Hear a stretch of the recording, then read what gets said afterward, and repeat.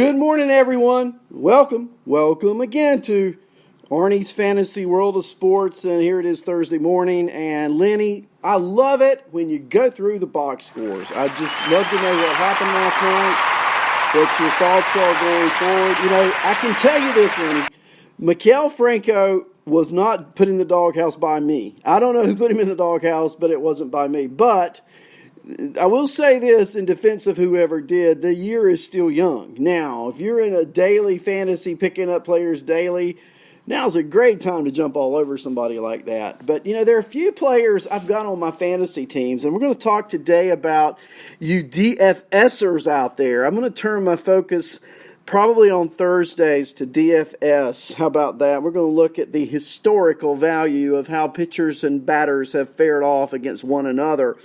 But I got two hitters on one of my fantasy teams, and I'm hitting a paltry like 207 for the period that we're scoring in. It's a head-to-head league, and here are my two players. I've got George Springer, and I've got Christian Yelich. And we talk about all of these other players being so bad. Well, none are any worse than those two right now. So stay away. DFSers, stay away from Springer and Yelich, I can tell you. I've got them both, and they both are just not hitting anything right now. Will that continue? Well, we hope not, right? But until I see somebody get off the schneid, last night, a combined 0 for 9. Yelich went 0 for 5. One hit on the season. He's hitting, here, check this out. Would you have ever thunk about a week into the season, Christian Yelich will be hitting 0.37. Yeah, 0.37 for the almost National League MVP. Oh, well. Let's do this. Let's take a look at some players today and who they're going to be facing off against. Games start at 4:05 today. And I'm only going to look at pitchers and hitters who have over 10 at-bats or more. I like to go higher than that, and so I'll probably focus on at least 15 today.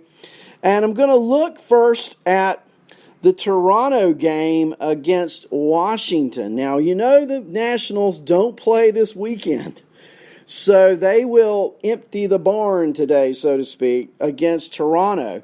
And Hyun-Jin Ryu, the left-hander, is starting. That's the scheduled starter for Toronto today.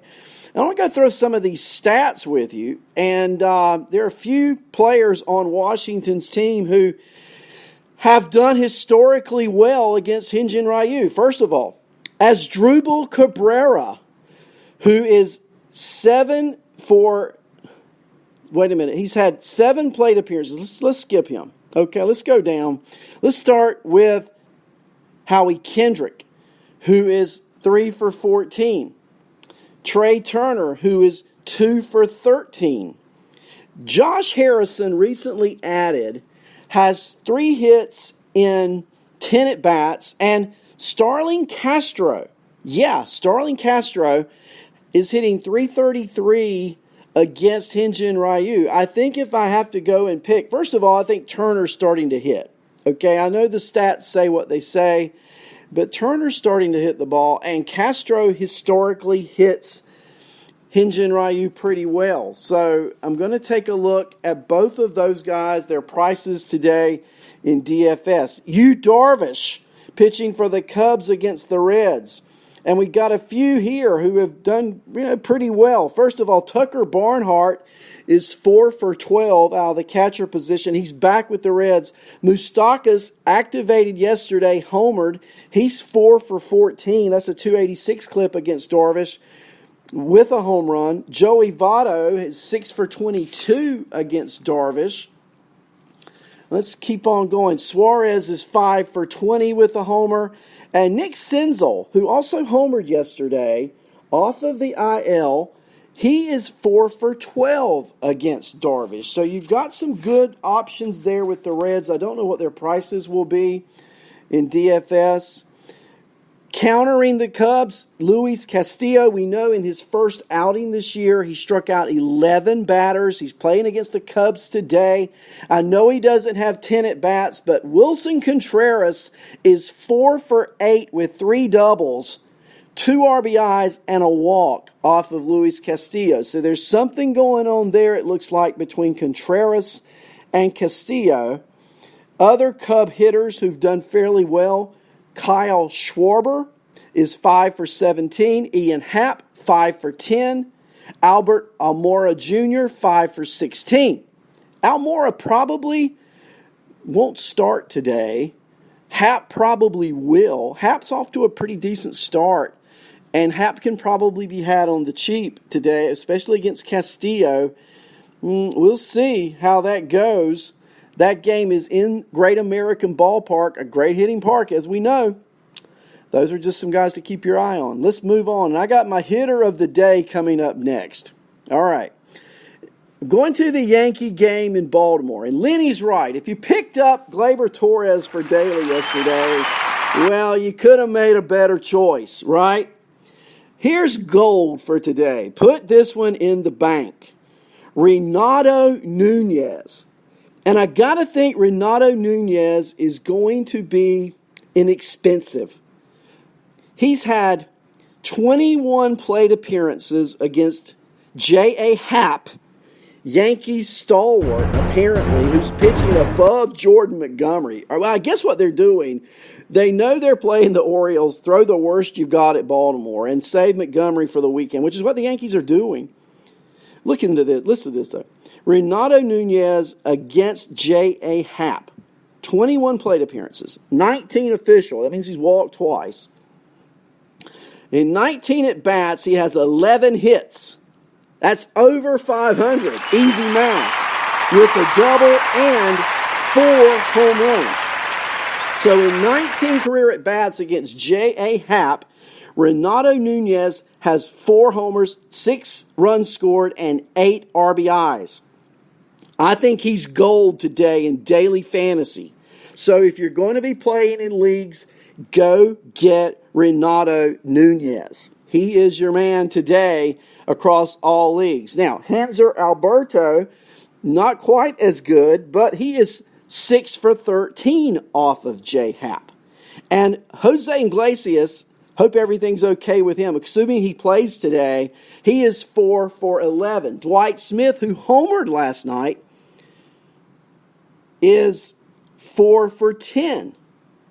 So I just got a text from Chappie that I may not be live. I'm not videoing today, okay? I am only on audio today.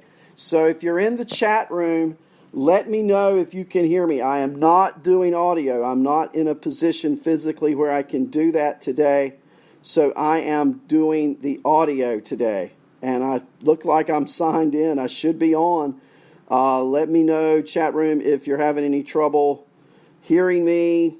I know you can't see me today. Probably glad for that. A little break from watching my mug on the fantasy networks online.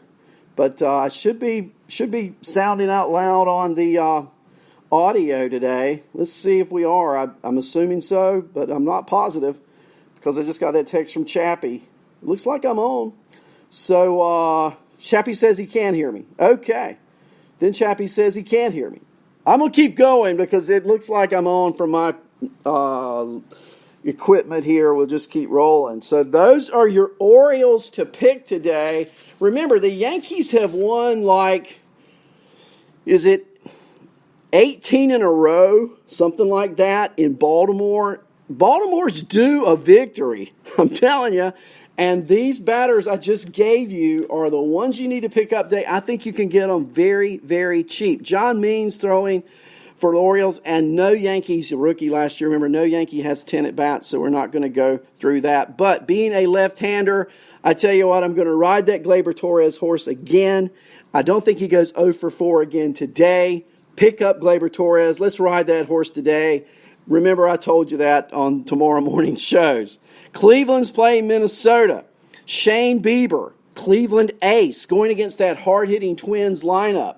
But there's some notables. Eddie Rosario homered last night, and he is 6 for 17 off of Bieber with 3 home runs.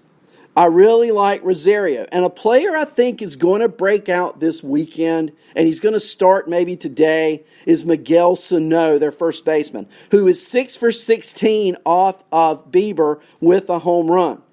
Jack Cave, 5 for 12, and Jose Polanco, 5 for 15. Now, I know he doesn't have 10 at-bats, but if Marwin Gonzalez plays today, he's got 9 at-bats, so I'm going to put him on the cusp of the 10.